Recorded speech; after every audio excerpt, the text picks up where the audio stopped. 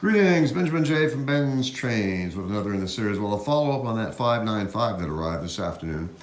As you see, it actually doesn't look too bad. It looks fairly respectable right now. The markers are gone. There's no way to recover those. They were broken off years and years ago.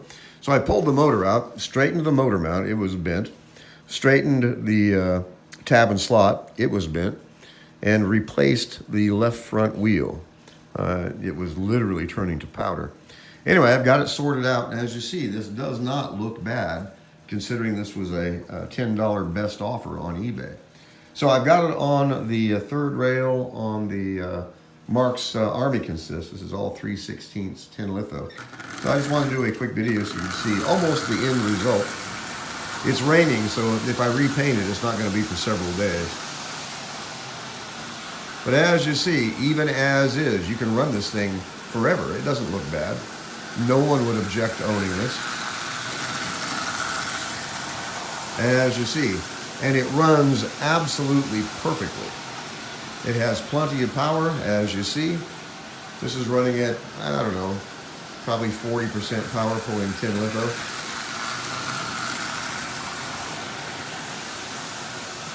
It runs smooth, quiet, constant speed all the way around the rail. E-unit works, headlight works. No damage to the shell itself, no physical damage. And even if you don't repaint it, you can run this thing virtually forever. It doesn't look bad at all. Sits nice and level. I had to straighten out that motor mount. Anyway, it's up and running, and was a $10 buy it now, or a best offer on eBay. The guy was asking $17.50 for this, and it looked absolutely dreadful. I mean, and obviously no one had bid on it or even made an offer. I contacted him, offered $10. He instantly accepted it. So as you can see, it was definitely worth the $10. Plus I had the fun of bringing this old locomotive back to life. Very likely, if no one bid on this, it was going to wind up in a trash can. I can almost guarantee you that. So saved, up and running. So all I really had to do was replace that wheel, straighten the motor mount, added a light bulb. Rest of it was cleaning and lubrication. And as you see, this old locomotive is up and running just absolutely perfectly.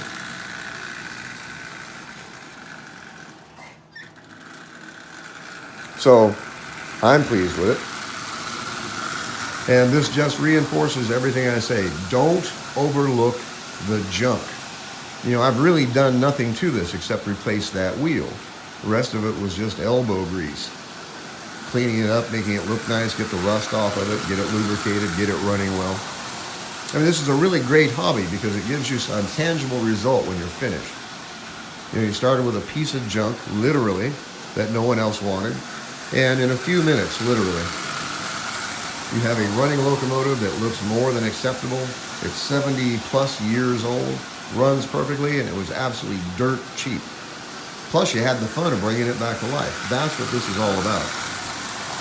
You know, I buy these things literally just for the challenge of fixing them. And there isn't much challenge to it. A child can fix these.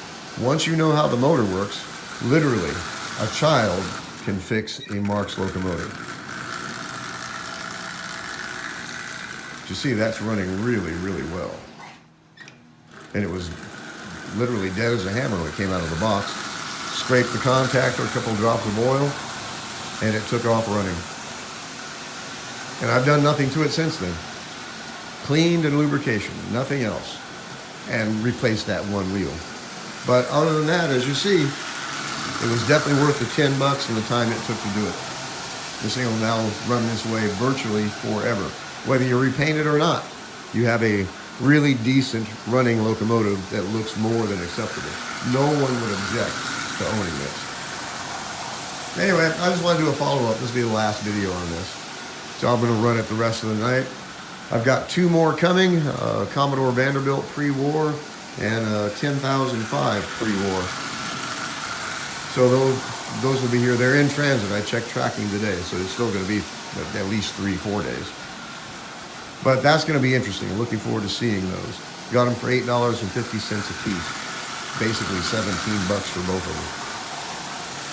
So anyway, I just wanted to do a quick video, follow up on this 595. I got to say it again. Don't overlook the junk.